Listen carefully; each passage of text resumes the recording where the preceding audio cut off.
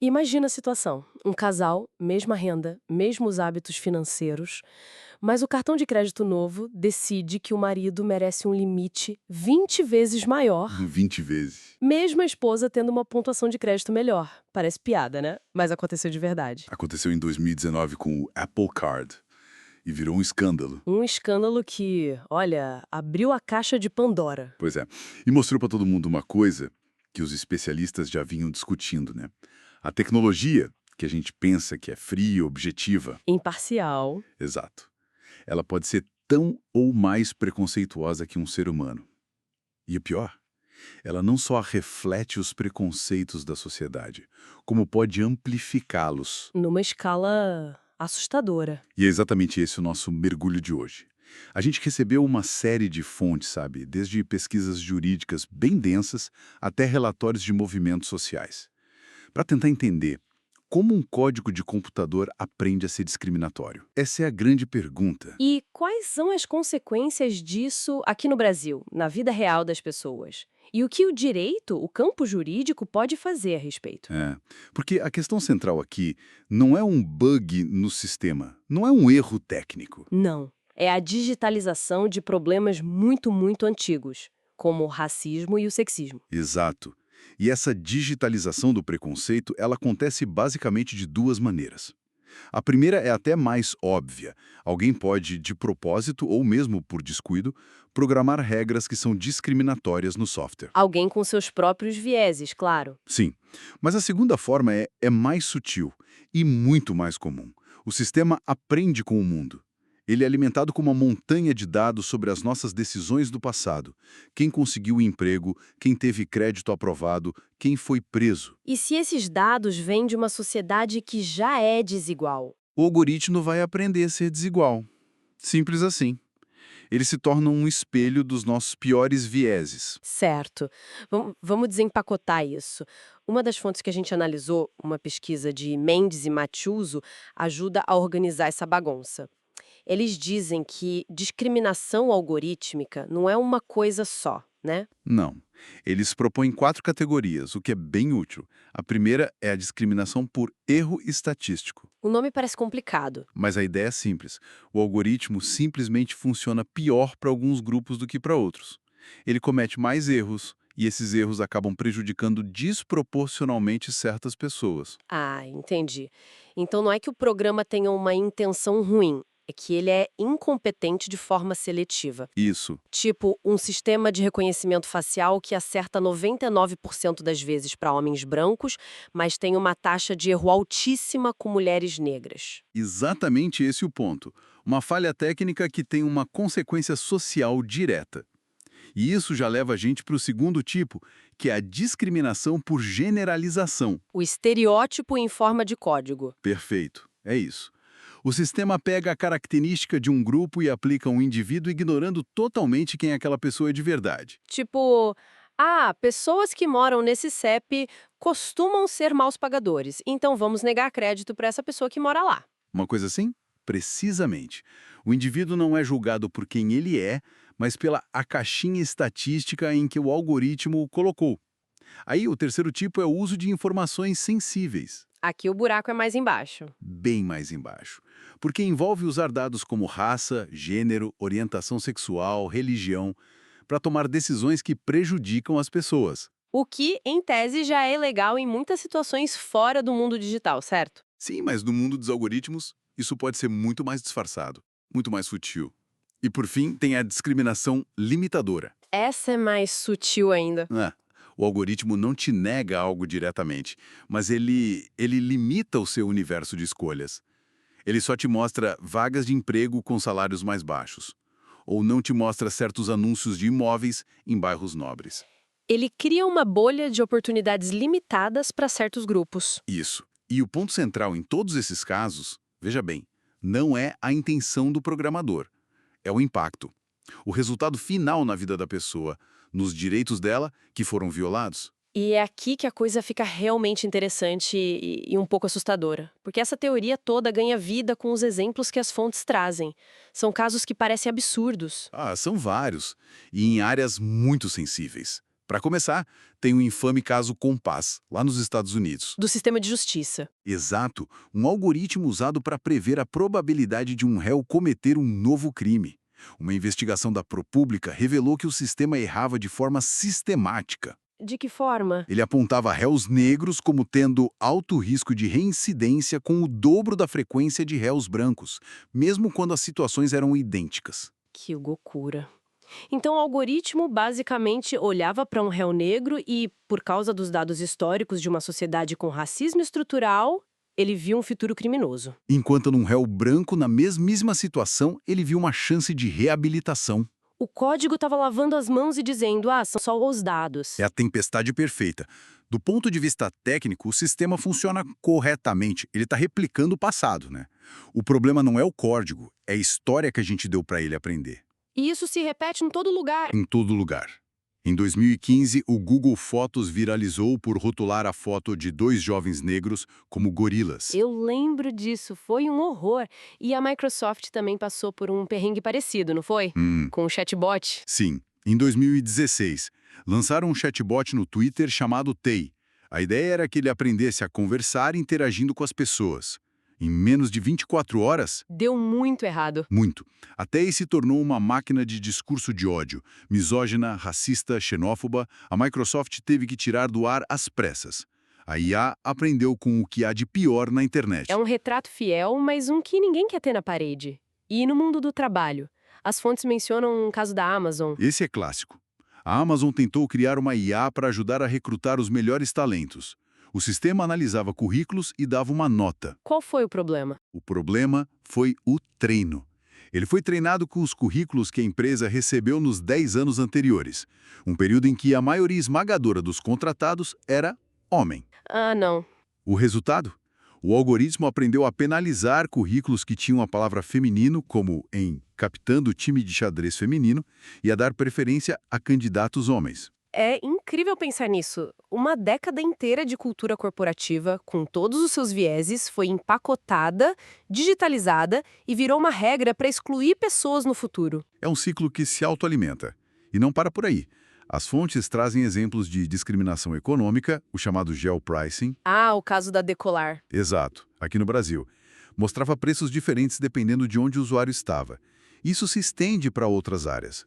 Uma fonte cita um jovem americano com transtorno bipolar sendo rejeitado em vários empregos, Por quê? por causa de um teste de personalidade online de uma empresa chamada Cronos. O teste fazia perguntas veladas sobre saúde mental. Um caso claro de capacitismo. Até a comunidade LGBTQIA+ é afetada, certo? Sim, plataformas de moderação de conteúdo que usam IA para identificar discurso tóxico foram treinadas de um jeito que, acabaram classificando termos e gírias comuns da comunidade como ofensivos. E aí censuravam, suspendiam De contas? forma totalmente desproporcional. O quadro geral que se forma é claro. Isso não é uma falha pontual, é uma característica do sistema. Esses exemplos internacionais são alarmantes. E me faz pensar, se a regra é que os algoritmos são o espelho do mundo que os alimenta, que tipo de imagem distorcida eles estão criando aqui no Brasil? Com as nossas desigualdades históricas tão profundas, essa é a pergunta de $1 milhão. E olha, os dados que as fontes trazem pintam um cenário bem preocupante. A começar por quem está construindo essa tecnologia. Quem está codando o Brasil? Exato. O censo de diversidade da Brascom mostra que o setor de TI no Brasil é esmagadoramente dominado por homens brancos, especialmente nos cargos de liderança, onde eles são 69%. E quando a gente olha para a população negra, os números são ainda piores, muito piores. Uma pesquisa do Instituto Potências Negras revela um dado brutal. Um profissional negro no setor de tecnologia ganha, em média, menos de 70% do que um profissional branco com a mesma qualificação. 70%. E tem mais. O estudo Quem Coda, citado em outra fonte, aponta que em quase 1/3 das empresas de tecnologia do país não há uma única pessoa negra nas equipes. Nenhuma. É um apagamento. Uma das fontes usa um termo muito forte para isso: epistemicídio. É um termo forte, mas preciso. O apagamento sistemático do conhecimento da contribuição de pessoas negras na tecnologia. O resultado é que elas não se veem, não se sentem parte da construção desse futuro digital. E o resultado prático disso? É que quando a equipe é toda igual, o produto já nasce com um ponto cego, com preconceitos que ninguém ali dentro consegue enxergar. Não é nem por maldade às vezes. É uma ausência total de outras perspectivas de vida. E essa exclusão de quem cria a tecnologia se conecta diretamente com outra exclusão, a de quem a utiliza, o chamado fosso digital. Com certeza, E no Brasil, esse fosso é um abismo, né? é um abismo. As fontes mostram que a desigualdade no acesso à internet é gritante.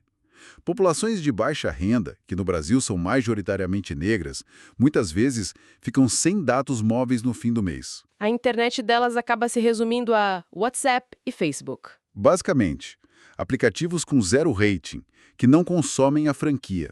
Isso limita brutalmente o acesso à informação, a serviços, a oportunidades de trabalho. A pessoa tem um smartphone, mas não tem internet de verdade. Ela vive num jardim murado, controlado por poucas empresas. Exatamente. E a infraestrutura física reflete isso. Um dado de São Paulo é chocante. No bairro nobre do Itaim Bibi, existem 49 antenas de celular por quilômetro quadrado. 49, ok. Lá no extremo sul da cidade, em Marcilá, que é um bairro periférico, esse número é de 0,02. Espera aí. De 49 para 0,02. A diferença é absurda. Isso significa que, na prática, a internet de uma pessoa em Marcilac simplesmente não funciona da mesma forma. A chamada de vídeo trava, o download não completa, a vida digital dela é de segunda classe, e isso se agrava em contextos de mais extremos. Um estudo com territórios quilombolas mostrou como o acesso precário à internet os deixou completamente isolados durante a pandemia. Nossa, o poder público não conseguia chegar com informações básicas de saúde, de prevenção. No fim das contas, essa exclusão digital tem um efeito duplo e perverso sobre a população negra. Ou ela é deixada à margem do desenvolvimento tecnológico, ou é transformada no seu principal alvo, principalmente em tecnologias de vigilância e segurança pública. Exato. O que nos leva à pergunta inevitável. Se o problema é tão grande e tão claro, o que está sendo feito a respeito? Em termos de leis, de mobilização social? Olha, as fontes mostram que o debate esquentou de verdade no Brasil a partir de 2019. Houve uma explosão de publicações acadêmicas e algumas iniciativas começaram a tomar forma. Como, por exemplo, O Conselho Nacional de Justiça, o CNJ, publicou em 2020 a Resolução 332, que é bem importante. Ela estabelece que qualquer uso de inteligência artificial no poder judiciário tem que seguir princípios de transparência, igualdade e não discriminação. é uma tentativa de colocar um freio antes que o nosso caso Compass aconteça aqui. Exatamente. Na mesma linha, o Ministério Público do Trabalho criou um grupo de estudos sobre diversidade e tecnologia, para capacitar procuradores a lidar com esse novo tipo de discriminação. Mas a reação mais forte talvez venha da sociedade civil. Como a campanha contra o reconhecimento facial. Essa mesma. A campanha Tire Meu Rosto da Sua Mira, liderada por uma coalizão de movimentos negros. É uma resposta direta e contundente ao uso dessa tecnologia na segurança pública. E eles têm dados para justificar essa preocupação, imagino. Muitos. Uma das fontes cita um levantamento de 2019. Mostrou que 90% das pessoas presas com auxílio de câmera de reconhecimento facial no Brasil eram negras. 90%. O número fala por si só. Isso nos leva à questão da regulamentação geral, o grande projeto de lei para IA no Brasil, o PL 2338. Como está essa discussão? Essa discussão já nasceu controversa. A comissão de juristas, que o Senado montou em 2022 para escrever o rascunho da lei, era formada por 18 especialistas. Nenhum deles era uma pessoa negra. Num país onde a maioria da população é afrodescendente, e sabendo que essa é a população mais vulnerável aos riscos da IA, a ausência foi muito criticada. É começar o jogo com o pé esquerdo. E a legislação que a gente já tem, como a LGPD, a Lei Geral de Proteção de Dados, ela não ajuda a resolver isso. Ajuda, mas tem um buraco. A LGPD é fundamental, Mas um artigo que seria crucial foi vetado pelo presidente na época da aprovação. Qual artigo era esse? Era o que garantia a qualquer pessoa o direito de ter uma decisão tomada por um algoritmo revisada por um ser humano. Então, na prática, o que isso significa? Se um algoritmo me nega um empréstimo, eu não posso exigir que um gerente de banco olhe o meu caso e explique o motivo? Exatamente. Esse veto enfraqueceu muito esse mecanismo de defesa do cidadão. Você fica à mercê da decisão da máquina. E, além disso, tem um vácuo sobre a responsabilidade civil. A culpa é de quem? Pois é. Se um carro autônomo atropela alguém, a culpa é do dono, da montadora, do programador. As empresas frequentemente usam o argumento de que a IA não tem personalidade jurídica para se esquivar da responsabilidade. E a vítima fica no prejuízo. A famosa caixa preta dos algoritmos. Continua sendo grande desafio. A gente não sabe o que tem dentro, como a decisão foi tomada, e no fim ninguém é responsável. É por isso que os conceitos de transparência e principalmente explicabilidade são a nova fronteira desse debate. A ideia da XAI, ou Explainable Artificial Intelligence, é que não basta o algoritmo dar uma resposta. Ele precisa ser capaz de explicar o porquê daquela resposta. De mostrar o caminho que ele percorreu. Isso. Sem isso, fiscalizar e responsabilizar se torna uma tarefa quase impossível. Ok. Então, resumindo a nossa conversa até aqui, ficou bem claro que a discriminação por algoritmos não é um acidente, né? É um reflexo digital das desigualdades na nossa sociedade, só que... Amplificado em escala industrial. Exato. E os casos que vimos tanto lá fora quanto aqui mostram que o impacto disso na vida das pessoas é real e devastador. Afetando áreas como acesso a crédito, emprego e até a liberdade no caso da justiça criminal. E no nosso contexto brasileiro, a situação é ainda mais grave por causa de uma combinação tóxica.